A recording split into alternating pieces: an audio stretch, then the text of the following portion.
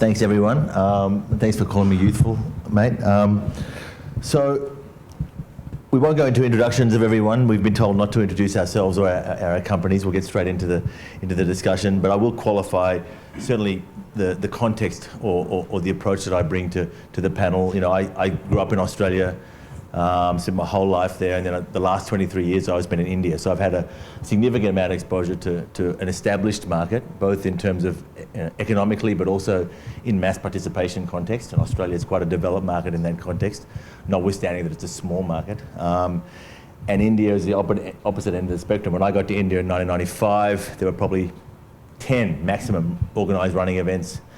I think at last count there's over 1,000 and growing, and that's just running. So, you know, from a mass participation context, it's truly an emerging market. You know, and one of the things that I've noticed about India is, as a country that was closed for 20 years, it was a self-sustaining economy for 20 years, didn't work. The government opened up the economy in '92, and in that period post the opening up of the country, we've moved incrementally in some aspects and exponentially in others. And I think sort of digitally we've moved exponentially in terms of mobile, etc. But in sporting terms, there's been a sort of incremental growth. And I'm curious as to, because you guys represent different markets. We've got China, which is very similar to India in terms of numbers, but very different in many ways. We've got Mexico and we've got Hong Kong, which in many ways is a developed market. So I'd be curious from your point of view, with respect to mass participation, in which areas are you growing incrementally and which areas are you seeing exponential growth? Why don't you start, Sam? I think China and India, like you said, they are similar in a lot of ways, and they are different in a lot of ways. I think in terms of exponential growth, definitely internet is one. I think in terms of the sports competition, China is a little bit behind India. The phenomenon you described with 10 running events and now thousands. We're seeing that now. I think there's over 100 marathons in China now, whereas 10 years ago there were maybe 5. And really, having that large middle class, that growing middle class that everyone talks about in both India and in China, that's really driving a lot of the change. You have people who are much more concerned about their own wellness, who are much more concerned about their health, and that's driving the demand for a lot of these competitions. And I think internet is another one where it's growing incredibly fast. We're now up to I think 900 million internet users, but still got a ways to go. And Weibo's got about 400 million, so we're only half of that. So it's but that's something that will continue to grow, and I think you really have to adapt technology, but also at the same time realizing where the demand lies and go from there. What about you, Joel? Well, for Mexico, it's a little bit different. What's happening there, we're growing in events, but we're not growing in runners. So basically, we are, I say fighting, not really fighting, but race organizers are usually aiming the same base of runners. So what is happening there is pushing race organizers to doing every time doing it better. And well, at least from my perspective, it's just giving race organizers like a good stack of technology so they can differentiate themselves from the other races. And yeah, I'll say that growing exponentially in events, but not in runners. And also new generations are not really running. Most of our base is between 35 and 50 about the ages, and there's a huge opportunity for more experience type of races, like color runs and all of that, and that's been growing a lot in the last few years too. Yeah, one of the things I want to ask you about Mexico, and I haven't been there, but you've obviously visited races around the world, and what about in terms of the quality of delivery of the races themselves, compared to more established markets? How do you find the delivery of the races in those places? Yeah, there's a gap between, because Mexico City Marathon is one great example.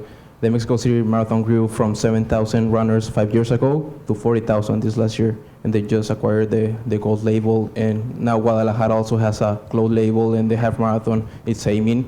So you got the top events doing great things, but there's a huge gap between those events and then all the other ones.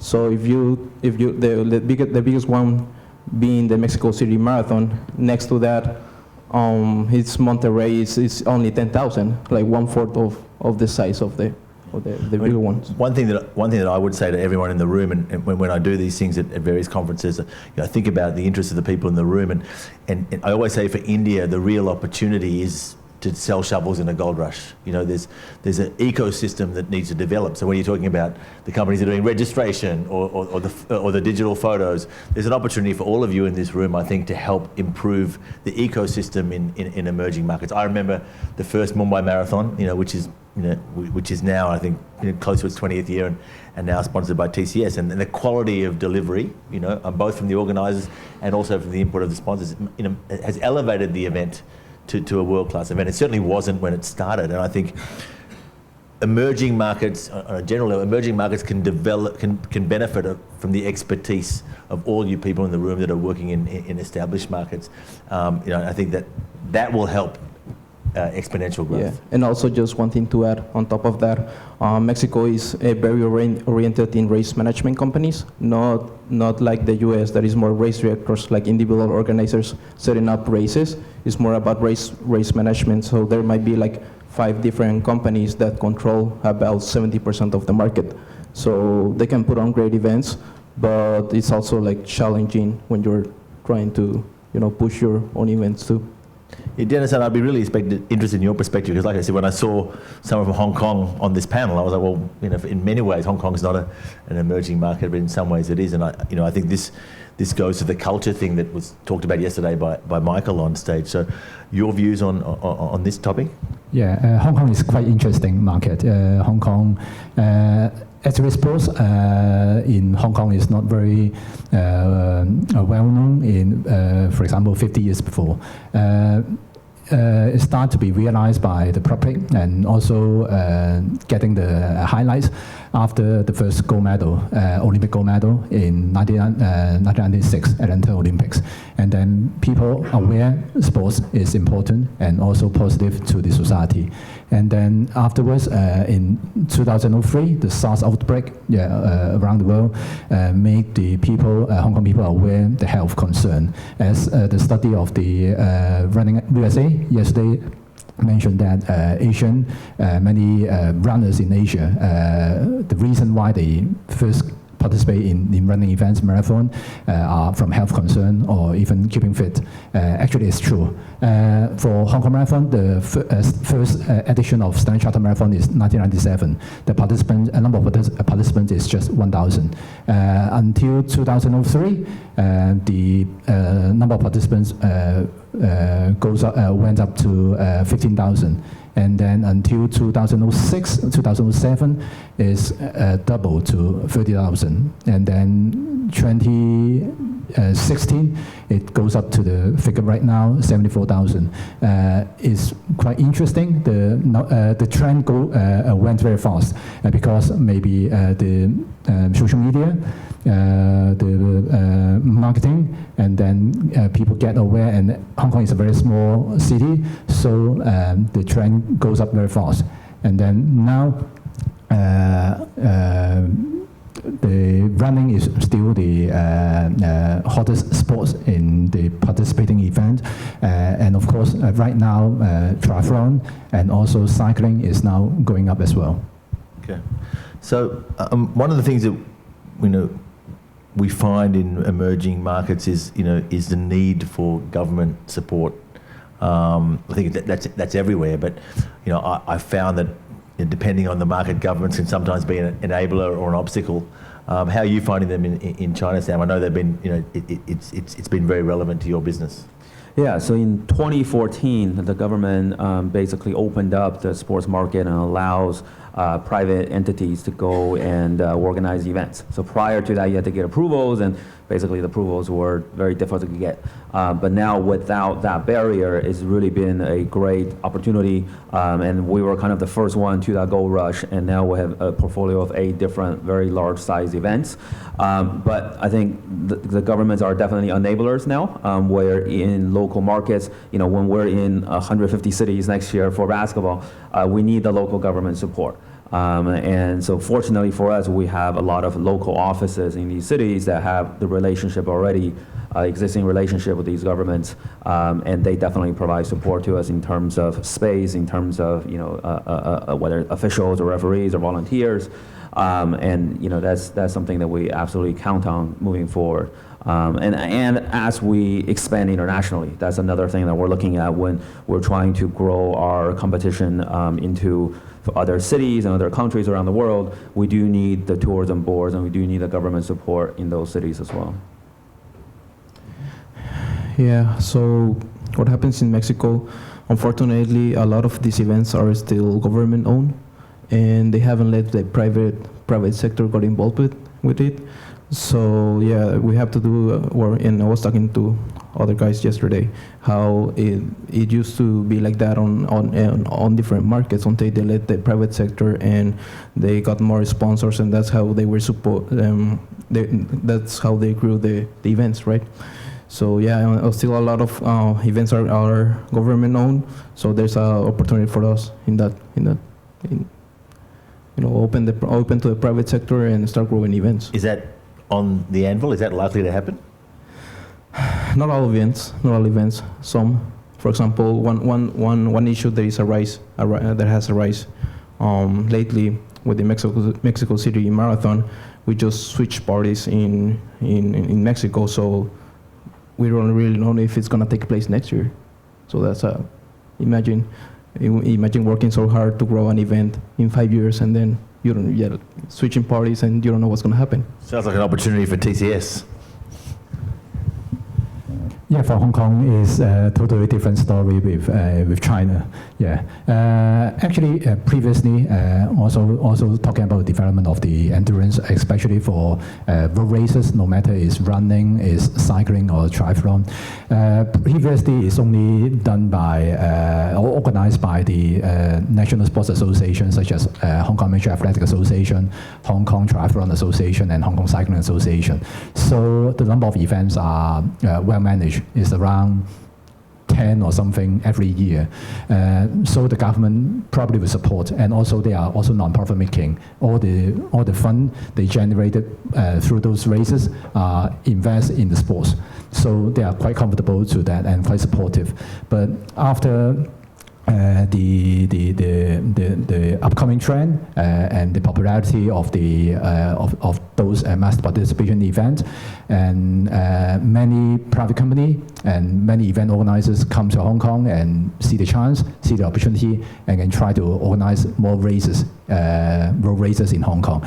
And then government got headache, and because of the Hong Kong is a very small city, and with limited roads, and once you close the road, you will affect the residents, will affect the nearby stakeholders, and then the government start to set some barrier, set some hurdles for the organizers. For example, you need to fulfill the road closure safety, you need to consult all the nearby residents or stakeholders, and then this makes all the organizers, including this National Sports Association, more difficult to get the permission for closing the road, for hosting even national championships of the event, marathon, 10K, cycling. Even just a couple of weeks before, one of the cycling race organized by Hong Kong Cycling Association just cancelled because of the government just not approved the road closure application. It's quite amazing how many common issues we have across emerging markets, especially with regards to permissions. Not just in mass participation, but events generally.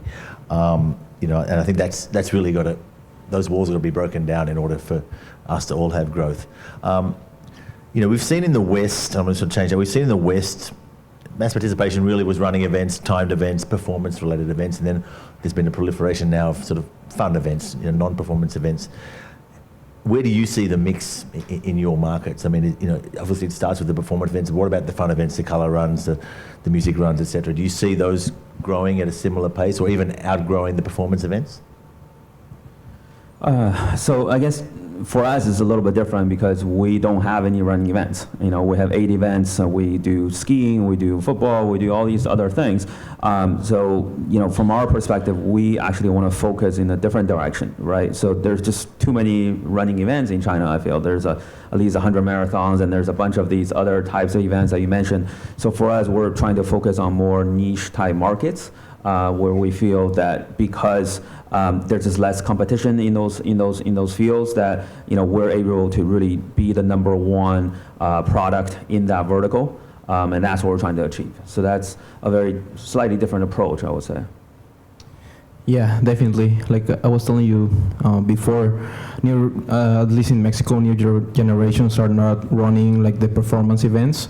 But on the other side, we have like color runs that do a great job.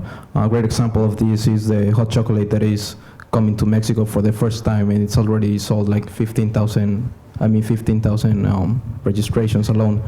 And yeah, so there's a huge opportunity for experience races type of things. And because, well, just to kind of increase like participations with newer generations. Yeah, in Hong Kong, it's quite diverse. Actually, because of our nature of our organization is a National Sports Association, our main focus will be performance-based. And of course, for the Standard Chartered Hong Kong Marathon, is such a large-scale event with 74,000. Of course, only maybe 1% or even highest 5% would be mainly focused for performance. The other 95% would be mainly for fun only. And apart from marathon, and also we see in Hong Kong nowadays, when talking about at the early 2000s, annually would be around 20 running races, distant running races in Hong Kong every year. But last year in 2007, it is more than 150. So, and even 90% of them, out of the 150 races, are not sanctioned, not sanctioned by IAF, AIMS, or even Hong Kong AAA. So majority will be still for fun run, still for the engagement, social engagement and social participation, and only 10% are with those mainly focused for performance, recognized result, looking for rankings, etc., etc. Yeah, I think this whole sort of redefining or reinventing or expanding what is mass participation is really interesting in terms of casting the net wider. What you guys are doing with the 5-on-5 and the 3-on-3, and you know, what's happening with the fun events. It used to be, like I said, traditionally just running events, timed events, and I think the wider we can cast the net, the more we can be truly mass participation. I mean, yesterday I saw a number, maybe 250 million people worldwide participate in events, but that's less than 5% of the world's population. I mean, and if you talk about the relevant population, I mean, I read somewhere the other day that 50% of the world lives on less than $2.50 a day and 80% less on $10 a day. So that's 6.5 billion people out. So we got 1.5 billion people that's probably the relevant audience, of which 250 million participate. How can we cast that wider? I mean, you're doing beating beer events, which is great backward integration. Get them to run, get them unfit, and then make them run again. I like that. But can we do events that have a broader impact? What can we do from an impact point of view? I mean, these are questions that may not be answered, but, you know, I wonder, can the events that we do have a much wider impact on those 80% of the people or 90% and bring them into the relevant audience? You know, I think if we are, you know, you talk about purpose and what Paul talked about. I think if, you know, and you know, you see a lot of CSR and stuff, and it goes to a certain extent, but how can we extend that? You know, I talk about how can we, I come from a sports marketing background, and no one really talked yesterday about creating champions, right? But creating champions is what filters down and makes the kid in the village in India or Africa want to run. You know, and you know, it's like when James Watanabe won the World Snooker Championship, 30,000 snooker tables were imported into Thailand, right? So how do you create that effect to actually really turn that 250 million into 500 million and a billion? And, you know, what's our goal as a room in terms of creating real mass participation? You know, I think they're questions that we, you know, maybe not have answers now, but if we can create real impact down the line, then that's going to benefit everyone, I think, and that will be something that both emerging markets and established markets could potentially address together, and I think that's something that maybe Chris and I have talked about that, what can we do to be truly mass and impact a significant part of the world's population. So just to add to that, so kind of one of the approaches that we're taking on next year is to build kind of the 3-on-3 basketball pyramid. Right, and the system starts at the top, like you're mentioning. So we have an international tournament with some of the best 3-on-3 basketball players coming. But at the base, what we're doing next year is instead of just hosting individual tournaments in cities, we're going to go into 50 cities and do a prolonged 6-month-long program where we rent out courts every weekend, and every night we can have players coming to play. Every game they play will be accumulated points, and then ultimately that becomes a ranking. Then we can develop new talent from that. So I think that kind of that continuous way of playing really makes sense as opposed to just doing individual events, because that's really kind of a way to leave a legacy in that city and develop new talent. Yeah, I think one of my questions always been, how do you make mass participation aspirational? Because that's the way to get more people into it, and that's one of the things that what can we learn from other sports or other industries and bring it here in order to bring more people in. Again, not a plug for my business, but I always say that what the biggest USP we have in Stepathlon is we bring a sports marketing approach to wellness, right? So we believe wellness must be activated in the same way that sponsorship must be activated, because the shoes don't make you fit, the Fitbit doesn't make you fit, and the gym membership doesn't make you fit. It's your behaviour, right? And that's something that we sort of transferred from our previous avatars. And I think if we can learn from other industries, we have an opportunity then to expand, mass participation, both in established markets and in emerging markets. Yeah, that's why esports or even virtual run would be another way to do so, because for mass participation event, especially involving road closure, involving venue, we have limitations. But with those virtual run, and actually you can expand it without any limit. And I guess this could further increase the participation as well as the influence, because those who are willing to participate in some through the online platform, through the virtual run, and then they are very willing to share through online more than the traditional runner. Yeah, well, talk about esports. I think the more esports proliferates, the more need we're going to have a mass participation sport. So that's some sort of backward integration also. What about product opportunities? What product opportunities are you seeing in your markets as a result of the growth of mass participation sport? You're in the technology space. What are you seeing as the opportunities?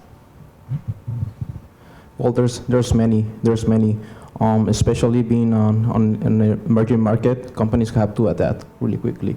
And for example, Mexico, where credit card penetration was so low, it's been growing in the last few years, but I think it is like at 40% right now. So only 40% of the total population owns a credit card. So I think it's similar to some places here. Yes. And you had to do things like integrations with different convenience stores. When you don't have if you don't have a credit card, you'll sign up online, print out a receipt, go to 7-Eleven, pay in 7-Eleven, and you'll get your confirmation email. So that's just one example of that. So going back to your question, is just adapt, and just empower the events so they can have good tools to help them just do better events. Yeah, it's quite challenging in emerging market because of when we are promoting the event at the very early stage, the entry fee is low. So the resources we are available to input some very advanced services or product will be limited. And we are now in the stage of trying to get more resources, no matter from sponsors, no matter from the participants, so that we can offer them a better service, a better product. For example, using paperless, being a greener event, and this would be echoing the demand from the society for the paperless or environmental friendly event. And I think this is one of the major challenges for us. Yeah. So we're just about getting close to the end. So I just want to ask each of you guys to talk about where you see your markets going and your businesses going in the short, medium, and long term, and what do you feel you need from the people in this room or environmentally in order to achieve those goals?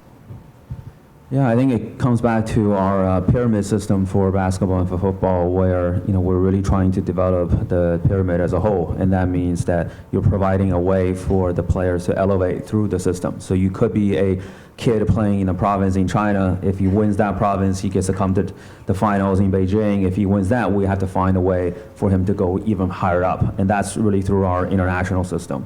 And so this year we landed a stop in Manila, Philippines. We sent a team of 4 Tibetan guys who's never left their own province to Manila to participate in that contest. Next year we're looking to do 10 stops outside of China, so that's really kind of a big growth factor for us. And then even for those international teams, there's an elevating factor for them too, because then we bring them back into China for the international tournament that's going to happen so that they can play against some of the best teams in the world. So we, for example, this coming weekend is our international tournament, and we have FIBA's number 1, number 2 ranked teams coming. So, but at that same stage, on the same stage, you're going to have the Philippines team that won the Philippines Golden League stop, right? So these are kids that have never really gone out of the Philippines or competed at the highest level, but we're giving them that chance to do that. And I think we need to do that more and more in order for the business to grow. It's, well, from my perspective, it's making new generations run, whether it's a fun run, whether it's a park run, whether it's a nap that you gotta walk 10,000 steps. From my perspective, it's all the same. All of these are catalyzers that if you make the people move, eventually they will go, whether it's a bike race or a 5K, and move from there. So start from there. And then another big one for us is start working more with the sponsors, because especially in emerging markets, usually you cannot charge much for registration. So if you don't have the tools to provide and add value to your sponsors, you cannot get all your revenue from the participants, because prices are so low that you'll be not even breaking even, you'll be losing money. So yeah, those two will be important. I think we both operate in similar markets in some sense, in terms of, I look at this from a health point of view. You operate in the most obese country in the world. India is the heart attack, stroke and diabetes capital of the world. I mean, 70, 80 million people with type 2 diabetes. The impact, and again, we haven't talked a lot about this in this context, but the impact of mass participation on the health of a nation, I think, can be phenomenal. That's one of the motivations of what we do. I mean, almost 100 times the number of people died from obesity last year than died from terrorism. I mean, we tend to focus on sometimes, we tend to have different focus on different things, and we can actually make an impact. It's called lifestyle disease because of the way we live. We're the only animals in the world that every day will eat what's bad for us, drink what's bad for us, and smoke what's bad for us, and we'll do it every day. And I think the impact that these events can have on behaviour can be phenomenal, because people train for them, or they want to improve their things, or they want to catch up with their peers, or they want to beat the team that played that they lost to last year. And we talk about impact, and I think, or purpose, and I think if we can define our purposes more widely, we can really have an impact on the country. And you talk about some companies saving $2 billion on their insurance bill. There is an economic impact as well. I mean, there's an economic impact, there's a social impact. To me, this is all part of nation building, so especially for emerging markets. I see what we do in the wellness and the fitness point of view as part of nation building. Dennis?